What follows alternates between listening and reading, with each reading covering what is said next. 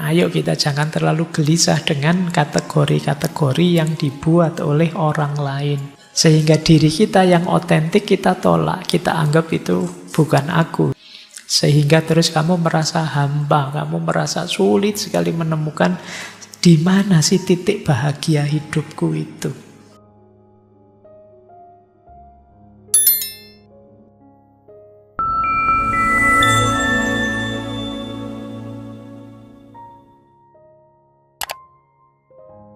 Assalamualaikum warahmatullahi wabarakatuh. Bismillah, mari kita lanjutkan ngaji filsafat kita ya malam hari ini. Kita hidup ini dalam relasi kuasa. Kekuasaan itu yo jangan hanya dibayangkan kekuasaan itu pemerintah atau kepala apa, ketua apa, enggak begitu. Di sekeliling kita ini ya isinya kerja kuasa semua. Bahkan di level-level kecil, level sederhana, sekedar kita dengan teman kita, dengan bapak kos, dengan yang punya warung, nah itu kan ada kuasa-kuasa di sekeliling kita. Nah, kekuasaan itu enggak selalu menindas. Tapi yang jelas kekuasaan itu mengatur, menghegemoni. Ya contohnya kayak di kedokteran tadi, ahli-ahli tentang medis terus bersepakat, ini waras, ini tidak waras, ini normal, ini tidak normal untuk kepentingan tertentu. Itu juga jenis relasi kuasa. Jadi sekolah juga begitu, penjara juga begitu. Nah ini jadi kita hidup ini di tengah relasi kuasa. Nah, relasi kuasa itu nanti biasanya berhubungan dengan pengetahuan. Jadi dasarnya biasanya pengetahuan. Kekuasaan menghasilkan pengetahuan, pengetahuan memperkuat kekuasaan. Kekuasaan menghasilkan pengetahuan itu, kalau saya punya kuasa misalnya sekarang itu level masjid ini di bidang ngaji filsafat, gitu kan?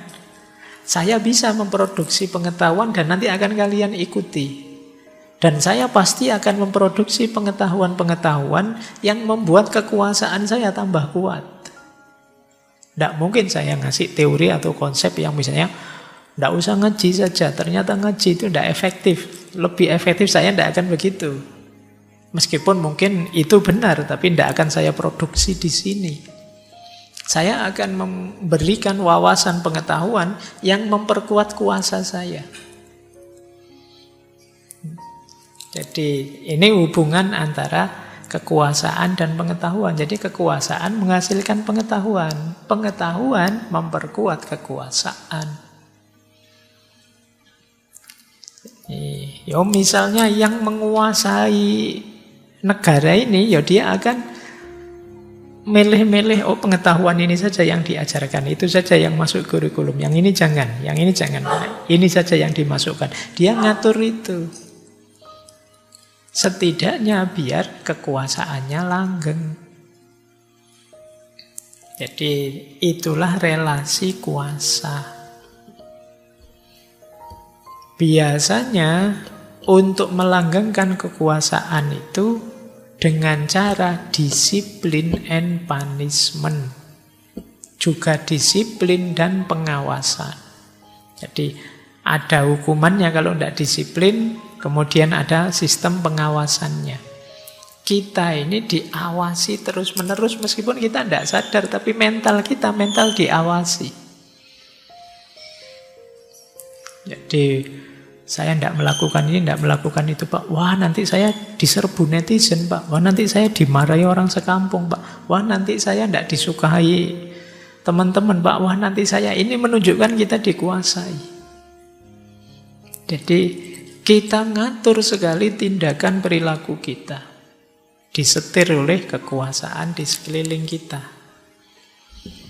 Padahal yang ngawasi tidak ada, tapi kita merasa diawasi. Itu yang disebut pengawasan panoptik.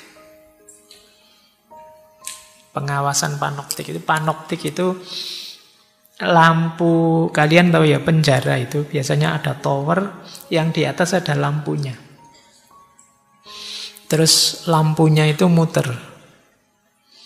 Nanti yang di bawah merasa diawasi terus. Perasaannya yang di bawah, yang di penjara itu, di atas itu ada orangnya.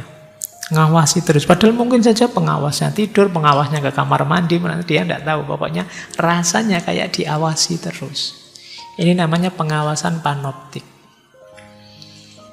Pengawasan panoptik itu misalnya kalau kalian mau berangkat ke Jogja, terus bapakmu atau ibumu bilang begini, ya wis hati-hati ya nak kalau di Jogja, jangan nakal lo ya. Kalau kamu nakal, bapak mesti ngerti. Ibu mesti terasa loh kalau kamu macam-macam itu ini. Nah, ini panoptik. Kamu jadinya tidak berani macam-macam sudah di Jogja. Mau ngapain sedikit, oh nanti ibu terasa mesti. Bapak mesti ngerti. Nah, itu kayak begitu. Ini namanya panoptik. Ya mungkin kalian punya guru apa punya siapa itu yang kalimat-kalimatnya membuatmu terawasi terus. Nah, ya termasuk dalam agama itu kan ada, hati-hati loh, Allah itu mengawasi kita terus-menerus. Kita harus hati-hati. Ini kan level religius, tapi yang dimaksud oleh Foucault ini ada mekanisme kuasa yang menanamkan pengawasan panoptik ini sehingga kita merasa diawasi terus. Pengawasannya sih tidak terus-menerus, tapi efeknya terus-menerus. Akibatnya apa? Kita patuh secara permanen. Ya ini kalau dihubungkan dengan kesehatan mental tadi, terus doktermu bilang begini, dijaga ya Pak makannya, kalau Bapak melanggar pantangan mesti nanti ketahuan. Nah, ini namanya panoptik sudah. Kalau Bapak bohong, padahal dilarang makan ini makan itu masih dimakan, nanti mesti kedetek. Nah, ini namanya panoptik sudah. Nah, jadi itu namanya relasi kuasa. Oke, ada kalau zaman dulu knowledge is power, kalau di Foucault ya tidak cuma knowledge is power, power is knowledge. Pengetahuan adalah kekuatan, tapi kalau hari ini yang punya kuasa yang bisa memproduksi pengetahuan. Baik, ini ilustrasinya ya. Oleh karena itu kata Foucault begini, hari ini kita berada di dalam masyarakat yang serba memvonis, menghakimi. Kita itu tiap hari dihakimi meskipun tidak pernah sidang. Dihakimi oleh guru-guru, dihakimi oleh dokter, dihakimi pendidik, dihakimi aktivis-aktivis, dihakimi netizen. Kita itu dihakimi terus. Pada mereka lah kekuasaan normatif universal didasarkan. Dan setiap individu dimanapun dia berada patuh pada mereka, baik tubuhnya, gerak-geriknya, tingkah lakunya, bakatnya, prestasinya. Jadi kita itu tidak sadar, kita sebenarnya hari ini jadi objek yang tiap hari divonis, dinilai oleh yang punya kuasa atas kita, yang berelasi kekuasaan pada kita. Bahkan nanti Foucault mengkritik sekolah juga begitu. Sekolah itu mirip kayak penjara dan rumah sakit jiwa. Tugasnya apa? Mendefinisikan, mengklasifikasi, mengontrol, ngatur orang. Orang baik itu begini, begini, begini. Kalau ciri begini orang jahat. Yang harus dilakukan ini, yang jangan ini. Jadi itu kata Foucault. Ini sekolah apa rumah sakit jiwa apa penjara? Kok tugasnya mengklasifikasi, ngatur, mendorong. Membuat siswanya tidak kreatif. Ini kritiknya Foucault ke sana. Baik. Jadi ini beberapa pandangan tentang relasi kuasa.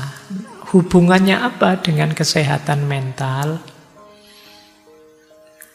Kata Foucault, pengetahuan medis yang dihasilkan oleh ahli-ahli kesehatan, khususnya kesehatan mental, itu juga jenisnya relasi kuasa. Jadi dia sebagai alat untuk mengendalikan kita. Melalui diagnosis, klasifikasi, pengobatan, terus mereka yang menentukan ini sehat, ini sakit. Oh ini masih rasional, itu tidak rasional. Jadi kata Foucault, lebih banyak mereka ini berfungsi ngontrol, bukan menyembuhkan. Nanti ada uraiannya panjang tentang ini, tapi yang jelas mereka ini kata Foucault ya lebih banyak ilmunya untuk mengontrol orang yang mereka kategorikan sakit, bukan menyembuhkan, khususnya sakit mental. Itulah nanti yang oleh beliau disebut fenomena medikalisasi. Semuanya dilihat dari perspektif medis. Padahal dalam sejarah tidak begitu.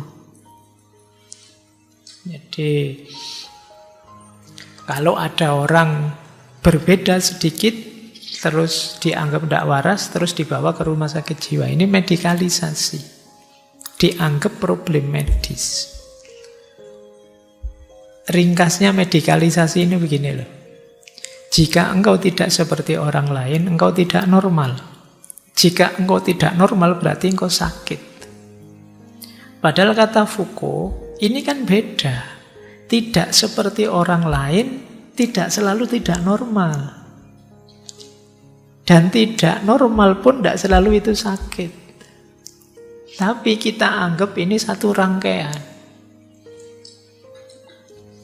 Misalnya, siapalah, mungkin kalian punya kebiasaan ketawa-ketawa sendiri misalnya. Tidak waras iki mesti. Terus mesti kamu mikirnya harus rumah sakit jiwa ini.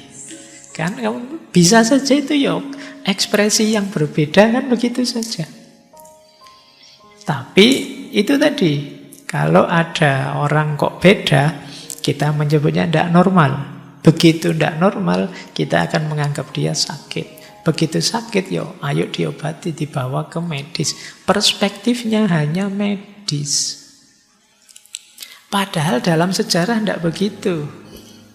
Nah, itu nanti dibahas di History of Madness, sejarah kegilaan. Coba kita lihat ya dari buku itu. Yang pertama, ada beda-beda manusia itu menyikapi yang kita sebut tidak waras. Era klasik, zaman kuno, jangan salah. Kalau ada orang tidak normal, tidak selalu dianggap gila. Bisa saja dianggap, wah, wali. Iya kan? Oh ini dia dapat anugerah, kata Foucault yo. Ada yang dapat anugerah, ada yang dapat kutukan. Tapi ini arahnya ke yang spiritual-spiritual. Kalau ada yang aneh-aneh, wah jadab ini mesti. Kan gitu. Nah, ini era, jadi orang yang hari ini kita anggap gila, itu kadang dianggap orang istimewa pada zamannya. Karena dapat anugerah dari Tuhan tadi. Orang-orang seni, orang-orang spiritualis, itu banyak sekali perilaku-perilakunya yang tidak sama dengan orang lain. Tapi tidak terfikir untuk membawa mereka ke rumah sakit jiwa. Tidak, takut, kualat nanti kamu. Jadi bahkan orang-orang ini di tengah masyarakat malah dihormati. Oh kamu cium tangan sama mereka. Jadi ini sejarah klasik. Abad tengah begitu menyikapi dalam tanda petik kegilaan-kegilaan. Ya saya membayangkan misalnya apa ya cerita Nabi Khidir sama Nabi Musa itu kan. Nabi Khidir tiba-tiba ada anak kecil tidak salah apa-apa dibunuh, ditusuk. Wah itu bisa langsung, kamu waras apa enggak ini? Kan mesti begitu kalau pakai paradigma hari ini. Tapi zaman klasik tidak begitu cara membacanya. Jadi bisa saja itu anugerah Tuhan yang luar biasa. Nah, itu dalam budaya kita ada cara pandang seperti ini tentang kegilaan. Lanjut. Nah, abad 17, Great Confinement, penguburan besar-besaran. Ini beda lagi. Orang yang dianggap gila zaman itu ya tidak lagi dianggap kayak wali, tapi mereka ini satu kelompok dengan orang nganggur, pengemis, pokoknya begitu. Dan nanti mereka ini dipandang tidak produktif. Ini orang-orang yang tidak produktif. Biasanya mereka ini dibuatkan tempat isolasi khusus. Gunanya apa? Biar tidak ganggu. Jadi di kita masih banyak ya razia, gelandangan, pengemis itu kan, ini orang yang dianggap gila itu kan masuk di kelompok ini. Terus diisolasi mereka, tidak dicampur dengan orang biasa, orang normal, mungkin di tempat-tempat penampungan atau ada istilah asilum. Asilum itu rumah sakit jiwa. Nah, tujuannya bukan disembuhkan, tapi diisolasi saja. Jadi biar mereka disiplin, biar mereka terkontrol, tidak membahayakan orang lain. Makanya istilahnya Great Confinement. Kata Foucault, isolasi pengurungan ini kadang-kadang alasannya bukan medis, tapi ekonomi. Di era kapital hari ini, kita butuh tenaga kerja produktif yang banyak.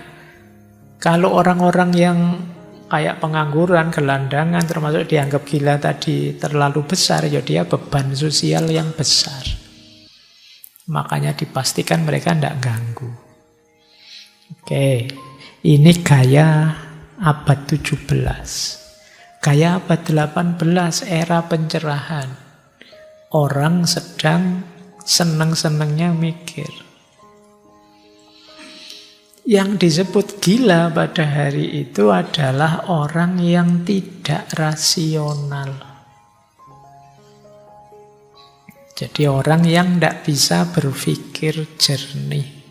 Nah, di era ini mulai muncul perspektif psikologis. Jadi orang gila itu orang yang tidak bisa berpikir jernih. Nah, ini era abad pencerahan, abad 18. Kemudian era abad 19 lebih ketat lagi medisnya. Itu tadi, hari ini orang gila itu dianggap orang sakit yang harus dirawat medis. Gila dalam tanda petik ya, yang sekedar berbeda tidak normal. Mulai muncul pendekatan-pendekatan psikiatris. Tujuannya kata Foucault seperti tadi, sebenarnya tidak menyembuhkan. Tujuannya hanya mendisiplinkan agar mereka mengikuti yang normal. Jadi kalau gayanya sudah seperti orang normal, dikembalikan lagi ke masyarakat. Jadi ini bedanya cara menyikapi yang kita sebut gangguan mental, sakit jiwa, itu ternyata sepanjang sejarah beda-beda. Jadi maka kalian tidak harus minder kalau merasa saya rasanya ada gangguan-gangguan, Pak. Tidak apa-apa, anggap saja kamu sedang mau jadi wali apa mau jadi apa. Nah, kalau dibaca dari tulisan-tulisannya Foucault, kata dia, coba deh gini loh, enaknya menyikapi yang berbeda tadi. Yang pertama, mari kita tegaskan kadang-kadang memang kegilaan itu bagian dari pengalaman manusiawi. Kalian mungkin juga pernah loh sekali dua kali melakukan hal-hal dalam tanda petik gila. Yang kalau kalian ingat-ingat lagi, iya ya saya dulu kok melakukan itu ya. Tidak masuk akal sama sekali, gila saya itu. Untung kalian tidak dibawa ke rumah sakit jiwa. Tapi kita sering gitu, jadi ada pengalaman-pengalaman yang apa ya, devian, dia pakai logika normal kita ini agak menyimpang. Jadi mari kita akui itu, ya memang bagian dari pengalaman manusia itu ada jenis pengalaman kegilaan. Ini pertama. Yang kedua, kata Foucault, segila apapun orang, ya dia manusia.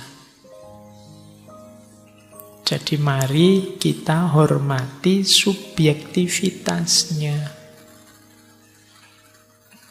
Jadi ya kita perlakukan dia tetap sebagai manusia. Ini sarannya Foucault yang kedua. Jadi jangan dianggap dia bukan manusia atau setengah manusia, atau kita perlakukan seperti binatang atau apa. Tidak, dia juga manusia. Yang ketiga, lawan semua diskriminasi dan stigma. Ada banyak stigma-stigma tentang kegilaan, termasuk perilaku-perilaku diskriminatif. Mungkin di kita ada yang dipasung, ada yang diasingkan, ada yang disiksa, kadang dilempari batu, dan lain sebagainya. Ini stigma dan diskriminasi. Ini harus kita lawan. Yang keempat, coba curigai, jangan-jangan ada praktek kekuasaan dalam penanganan kegilaan. Karena Foucault ini lama kerja di rumah sakit jiwa, jadi dia meneliti dan bekerja di situ dalam jangka waktu agak panjang. Jadi dia tahu ada, dalam tanda petik ya, semacam penyiksaan-penyiksaan terhadap orang yang sakit jiwa. Nah itu coba dicek, jangan-jangan ini sewenang-wenangnya orang yang mengklaim dirinya normal, sehingga menghabisi orang yang dianggap tidak normal. Ini juga masalah, ayo kita cek itu. Dan yang kelima, membuka ruang alternatif. Membuka ruang alternatif itu, ya kayak tadi loh, coba cari perspektif yang berbeda. Mungkin ada budaya tertentu, tradisi spiritual tertentu. Nanti kalau kalian baca sejarah, ada beberapa budaya yang menganggap jenis-jenis kegilaan tertentu itu sifatnya sangat spiritual, berhubungan dengan Tuhan.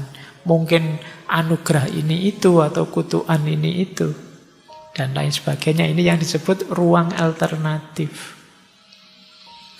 Jadi siapa tahu ada perspektif yang berbeda. Baik, ini untuk membuktikan tadi loh, bahwa ternyata sikap, respon, pandangan, perspektif tentang sakit tidak sakit, normal tidak normal, itu ternyata ya jenisnya lebih ke kesepakatan. Termasuk, ini saya tambahi sedikit ya, dalam hal seksualitas. Beliau nulis History of Sexuality. Ternyata sepanjang sejarah juga manusia itu beda-beda. Sampai pada akhirnya hari ini, ya titik akhirnya orang menyikapi seksualitas ya banyak di level medis dan kapitali. Jadi kata Foucault begini, ini istilah beliau sejarah seksualitas. Zaman Yunani, Romawi, ada istilah ars erotica. Jadi seksualitas itu seni, pengalaman berharga yang bernilai. Jadi dianggap seni, nilai utamanya terletak pada pengalaman. Istilahnya ars erotica. Ini era Yunani Romawi.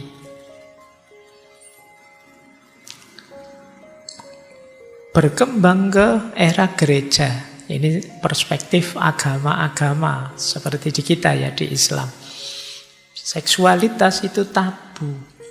Jangankan dilakukan, diobrolkan saja secara di tempat umum itu tidak boleh. Ini sakral. Ini, harusnya saya nggak ngomong ini di sini. Wis kadung. Cuma ini untuk menunjukkan ya bagaimana sejarah itu ternyata berkembang, cara pandang orang berkembang. Jadi kalau dulu disebut sakral.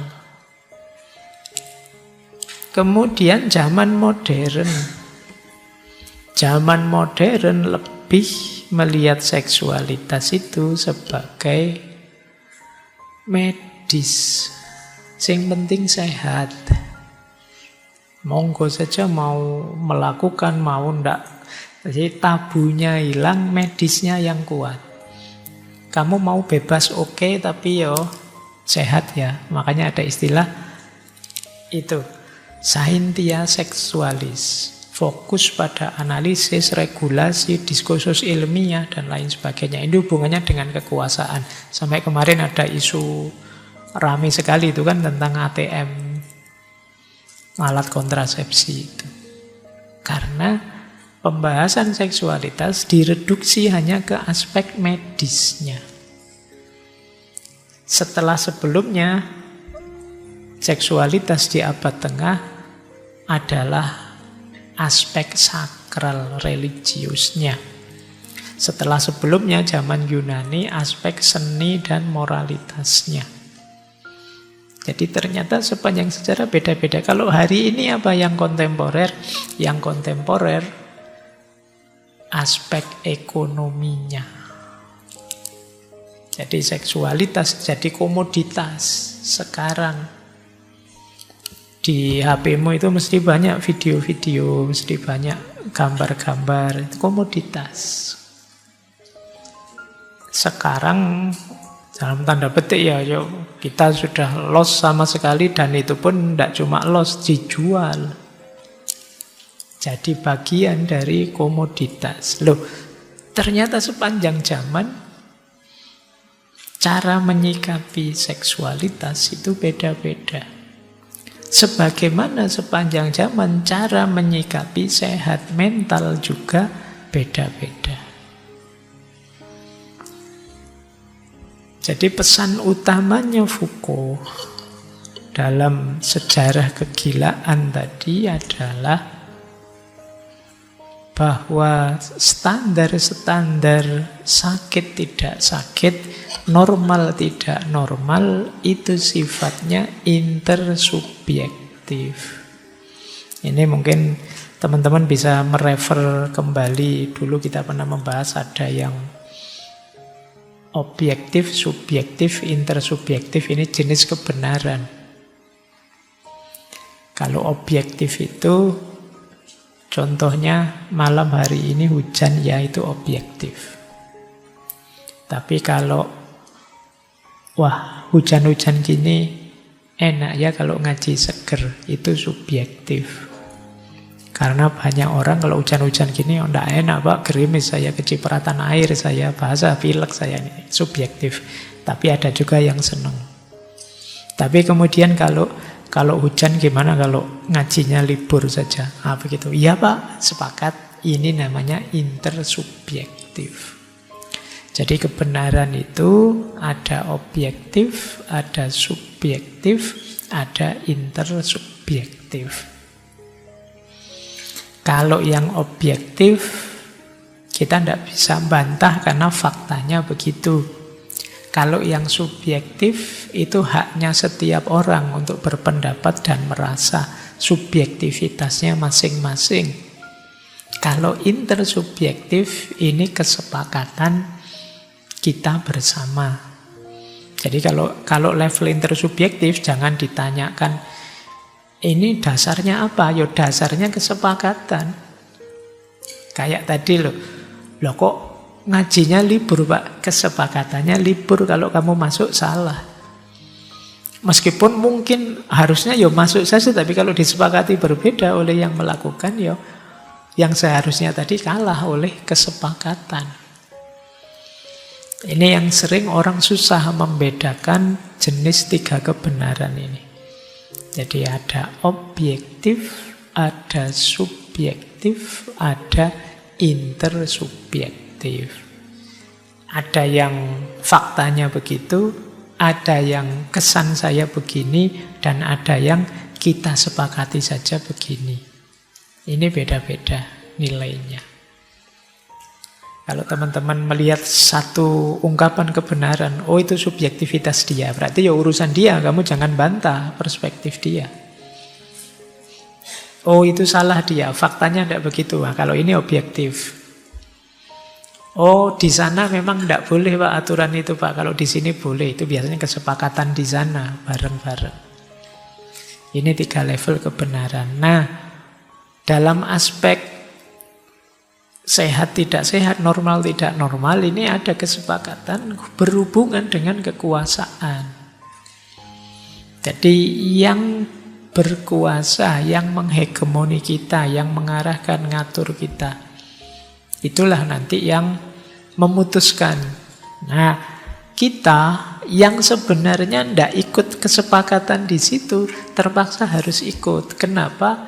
Kita terhegemoni dalam kekuasaan itu. Kita ada di dalamnya. Nah, jadi misalnya di ngaji ini, karena saya punya kekuasaan besar di sini, misalnya segala keputusan saya kamu tidak bisa bantah. Kamu sangat tergantung pada saya. Kalau saya bilang minggu depan libur ya, terus Pak mau dirunding dulu, dibahas dulu, tidak bisa. Minggu depan pokoknya saya tidak masuk. Ya, selesai sudah. Kenapa? Power saya besar.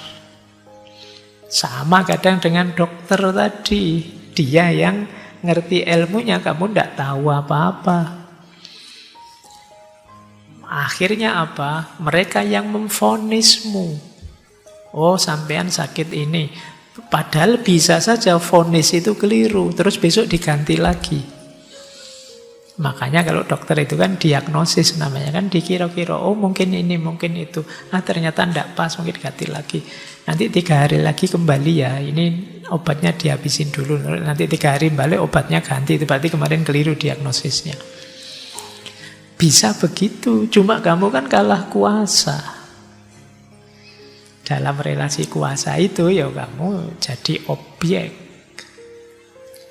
Ini yang diperhatikan oleh Foucault. Oleh karena itu ya mari berpikirnya mulai lebih longgar, tidak terlalu ketat di kategori-kategori. Karena kadang-kadang ya seperti kata Foucault tadi, kita ini hari ini hidup di tengah vonis demi vonis. Siapa saja yang punya kuasa atas kita memvonis kita.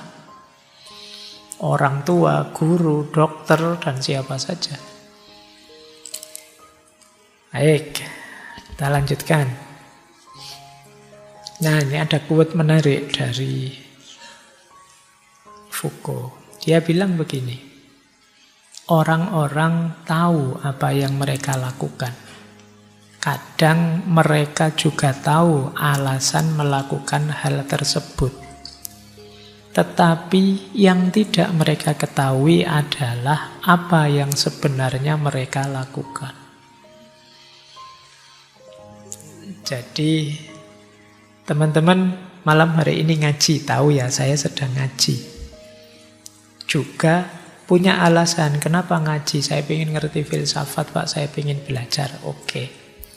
Yang mungkin belum kalian pahami beneran, kalian ngaji itu hakikatnya apa? Apa sih yang sebenarnya terjadi dengan kalian? Ini nanti arahnya ke relasi kuasa tadi loh. Ternyata kalau ditelusuri mungkin saja ngajimu itu hanya terimbas viral-viral misalnya. Teman-teman saya ikut hadir di masjid semua Pak, saya jadinya kok pingin itu. Ada yang menghegemoni terus kamu hadir malam hari ini di sini. Atau kamu karena sering berelasi dengan siapa, terus kamu nganggep ini penting, ini luar biasa, kamu bela-belain tiap Rabu ke sini. Itu yang dimaksud oleh Foucault. Kita kadang tidak ngerti benar kenapa kita melakukan itu. Kenapa sih kok kamu misalnya ambisius sekali pengen jadi dokter misalnya. Itu kamu nganggapnya pilihanmu, padahal itu diam-diam dipengaruhi oleh masyarakatmu, ditanamkan sejak kecil oleh orang tuamu bahwa ini yang lebih baik, itu yang lebih nyaman. Terus pilihanmu jatuhlah ke situ. Ini yang jarang kita pikirkan. Bahwa ternyata ya kita itu selama ini diarahkan, diatur, dihegemoni, tapi kita tidak sadar. Jadi ada yang menguasai diri kita, mengarahkan kita. Tentu saja yang punya kekuasaan atas kita, tapi kita tidak sadar akan itu. Ya kita punya alasan, tapi alasan tadi kan diam-diam ditanamkan. Itulah yang nanti kadang-kadang membuat kita kaget ketika kita tadi mengakui dan mengungkapkan diri. Teknologi diri tadi. Kagetnya apa? Ternyata kok saya tidak nyaman Pak di sini. Ternyata kok tidak cocok ya rasanya. Kemarin kamu misalnya ambisi sekali masuk jurusan ini, fakultas ini, karena masa depannya cerah, besok jadi apa. Begitu kamu masuk beneran, salah pilih saja ini Pak jurusannya. Tidak cocok saya di sini Pak. Kenapa? Karena kemarin itu sebenarnya kamu merasa itu keputusanmu, tapi sebenarnya itu disetir oleh orang banyak. Disetir oleh masyarakatmu, disetir oleh lingkunganmu, diarahkan oleh yang punya kuasa atas dirimu, yang kamu tidak sadar. Jadi, dan toh begitu karena kamu tidak sadar, terus yang kamu salahkan dirimu sendiri. Aku ini kok orang kayak gini ya, tidak setia. Aku ini kok kayak gini ya, tidak konsisten. Aku ini, kamu nyalahkan dirimu sendiri. Terus kamu benci dengan dirimu sendiri. Terus hidupmu jadi tidak enak, tidak nyaman. Apalagi tenang, wong kamu sendiri tidak suka dengan dirimu. Nah, ini nanti arahnya ke ketenangan hidup. Makanya tadi, ayo diawali dengan mengawasi diri plus tulislah. Biar kamu tahu keluar siapa dirimu yang sebenarnya kamu paham. Termasuk apa saja yang mempengaruhimu boleh kamu tulis. Saya banyak dipengaruhi ini, saya yang masuk banyak ke saya itu ini. Orang tua saya tipe orang seperti ini yang sejak kecil mengajari saya ini. Coba kamu tulis semua untuk mengenali dirimu. Maka nanti kamu akan paham benar dirimu, termasuk pilihan saya yang ini berarti kurang pas dulu itu, yang ini lebih pas, yang itu lebih pas. Inilah salah satu jalan menuju ketenangan hidup. Baik, kita lanjutkan. Nah, kata Foucault, there are forms of oppression and domination which become invisible. The new normal. Ada banyak bentuk penindasan dan dominasi yang tidak kelihatan. Yang ini kita sebut normal saja. Sehingga lahirlah normal yang baru, new normal. Ini maksudnya apa? Ada banyak dominasi tidak kelihatan. Tadi kekuasaan yang bekerja dalam diri kita itu tidak kelihatan. Pengaruh siapa itu sering tidak kelihatan. Kita anggap itu normal saja, biasa saja. Padahal itu pengaruh.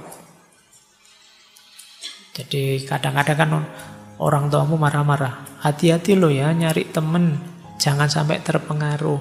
Nah, itu karena memang sebenarnya pengaruh itu tidak cuma dari teman, dari orang tua juga, dari guru juga, dari siapa saja memberimu pengaruh. Pengaruh ini kadang-kadang tidak kompatibel dengan dirimu, tidak cocok dengan dasar watakmu. Itu yang membuatmu gelisah. Tapi kamu tidak sadar, karena dia kamu anggap normal saja. Terus kamu mendefinisikan dirimu, berarti yang tidak normal, aku. Yang salah, aku. Ini pasti tidak tenang sudah hidupmu kalau modelnya seperti itu.